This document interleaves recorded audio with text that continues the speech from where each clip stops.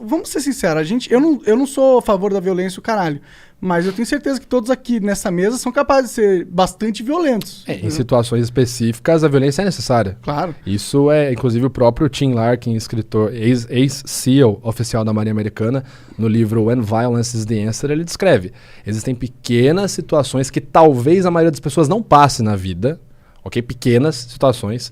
As que passarem, irão passar no máximo uma, ou raramente uma outra pessoa irá passar no máximo duas, que é quando a sua vida é diretamente ameaçada. Nesses casos onde sua vida está diretamente ameaçada e onde a violência é aplicada, você deve reagir de forma muito mais violenta. Então, em alguns casos super específicos. Né? Mas por exemplo, não um comportamento violento. Vou dar um exemplo polêmico aqui, né? Olha lá.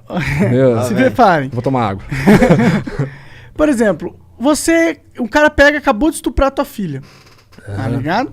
E aí eu sei que eu tenho uma chance em 5 de ir preso se eu matar esse cara. É crime passional. Pode ser visto como crime passional. Ok, mas eu tenho certeza que essa opção se abre bem mais eu estando no Brasil do que eu estando nos Estados Unidos, tá ligado? Se abre pra você se ferrar ou não? Não, se abre pra eu escolher essa opção, sacou? Tá, porque assim, o direito no Brasil ele é muito... Cara, e isso não são palavras nem minhas, né? Eu gravei recentemente um vídeo com o professor da Universidade Federal de Minas Gerais, o Dr. Túlio Viana, e ele fala, o direito do Brasil é muito conservador, ainda. Então ele vai se apegar a vários outros conceitos. Vou te dar um exemplo. Isso que você está falando, aconteceu um caso real, exatamente essa situação que você descreveu. Se eu não me engano, no Texas, em 2017, 2018. O cara chegou na casa dele, a filha dele, acho que adolescente, enfim, jovem, criança, estava sendo estuprada. Ele cobriu o cara de porrada, depois finalizou com um tiro na cabeça, no Texas. Ele só ligou pra polícia buscar. Então assim, tá certo, tá errado? Não, o ponto aqui é a diferença da aplicação da lei, certo? Nos países e inclusive nos estados, né? Pegando o próprio Texas como exemplo, se você observa ali a legislação armamentista, né? Por exemplo, a lei do desarmamento, tem várias situações diferentes, mas por exemplo, nos Estados Unidos, isso é regulamentado nos estados. Então, por exemplo, no Texas, aspas, quase todo mundo pode ter uma arma. E, assim, não é muito difícil. Você chegar lá com seus documentos de identidade, tiver tudo ok, eu quero uma .40. É igual comprar balas. Quer pegar munição a granel? Qual munição você quer? Special? Mais P? O quê? Você pode ter um arsenal dentro de casa. Sim. São vários pormenores, mas em essência é muito interessante esse ponto da aplicação da lei. Uhum. Né? É muito diferente no Brasil, cara. Eu, pessoalmente, gosto bastante da filosofia do Texas. Do trânsito de Texas. Eu acho que deveria ser. A gente ia copiar um pouquinho essa filosofia. É complicado. Eu vou tomar mais água. Quem é que te pede esses laudos aí? Tu trabalha fixo em algum lugar? Eu não sei. Não, sou profissional liberal, profissional autônomo.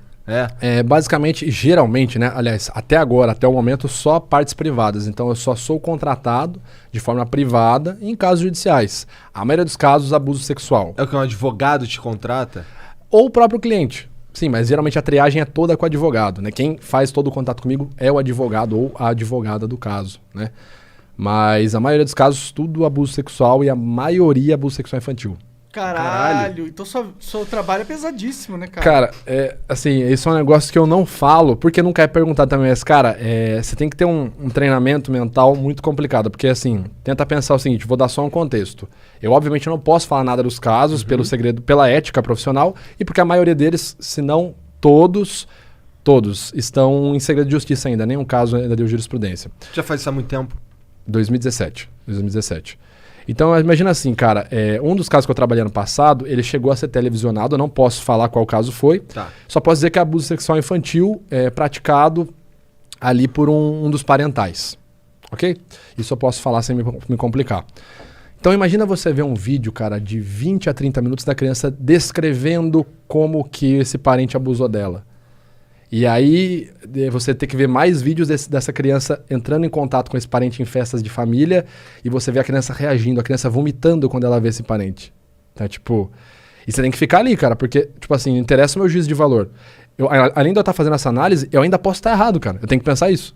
Porque a justiça brasileira, ela é assim. Quem tem que provar alguma coisa é quem acusou. A pessoa que foi acusada, ela é inocente, até que se prove o contrário, ok? Inclusive, eu falei isso numa entrevista do TV Fama quando foi sobre o caso Prior.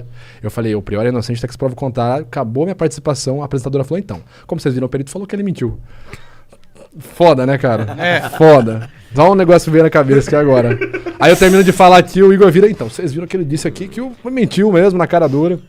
Mas é complicado, cara, você passar 30 minutos vendo uma criança descrever um abuso e, tipo, você ter que sair pra ir viver o seu dia e tal. É uma experiência complicada, cara. Com todo respeito, não queria ter o seu trabalho, não. Não, cara, muitas vezes não é interessante, cara. Não é interessante. Mas assim, o que eu me prendo muito, porque ano passado a gente realizou uma pesquisa que inclusive saiu esse ano, está sendo feito o FABS, que é o primeiro sistema facial apenas voltado para crianças. É uma pesquisa pela Juliana Negrão, pesquisadora da Mackenzie. Então eu participei dessa pesquisa ano passado.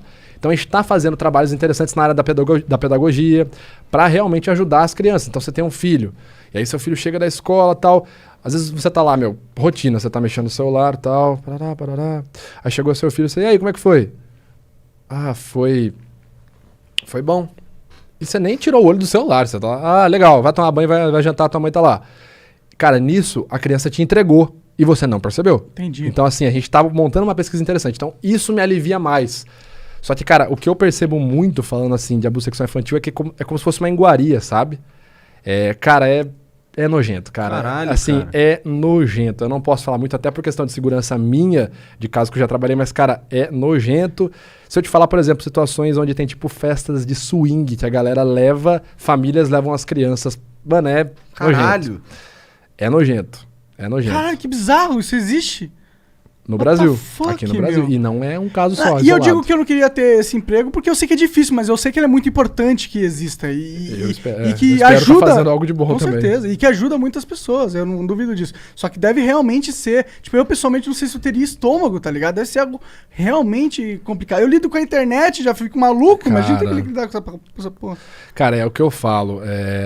Quando você lida com essas situações doentias, cara, você vê outras coisas e fala, mano, releva, isso é de boa. Cara, é complicado. Assim, eu tô trabalhando num outro projeto paralelo, que eu espero poder falar sobre ele logo em breve, né? Que é uma série, não posso falar muita coisa, mas é uma série que eu espero que dê certo esse projeto. A gente tá nas tratativas aí.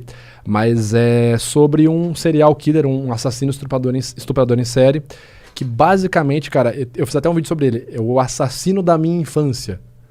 Porque esse cara, na região que eu moro ali no interior de São Paulo, ele estuprou e matou de forma brutal. E quando eu falo brutal, para vocês terem uma noção, as crianças que se comportavam durante o estupro, crianças de 5 a 10 anos de idade, esse era o perfil dele, as crianças se comportavam bem, não gritavam como ele falava, ele apenas estrangulava. Essa era a forma de promover, de premiar elas.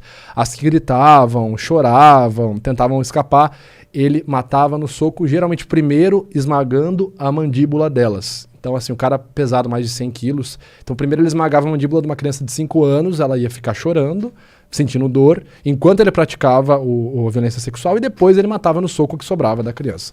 Caralho! E esse cara morou a 2 quadras da minha casa, quando eu tinha 5 anos de idade, na época que ele estava na ativa nos crimes. Caralho! Esse é um caso muito cabuloso, cara. E eu creio, assim, memória falsa é uma realidade, mas eu tenho a forte memória de ver ele passando na frente de casa, porque ele ficou conhecido na minha cidade como o assassino da bicicleta.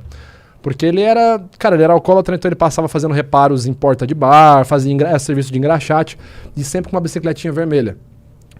Então, eu tenho essa imagem de eu estar jogando bola na garagem de casa e, tipo, ver um senhor fortão, assim, gordão, passando com uma bicicleta vermelha. Então, tipo... Caralho. Esse negócio é muito louco, cara. Eu não acredito nessas coisas de energia, espírito, destino.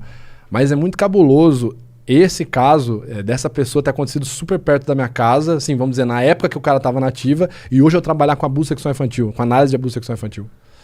Caralho, realmente é bizarríssimo. Esse cara já era. Imagina. Ele morreu em 2013. Diz na notícia que ele teve um infarto, né? Não sei se realmente foi verdade. Entendi. Mas espero que não. Espero que tenha morrido de uma forma muito Tomara que tenham quebrado o mais maxilar dolorosa. dele. Cara,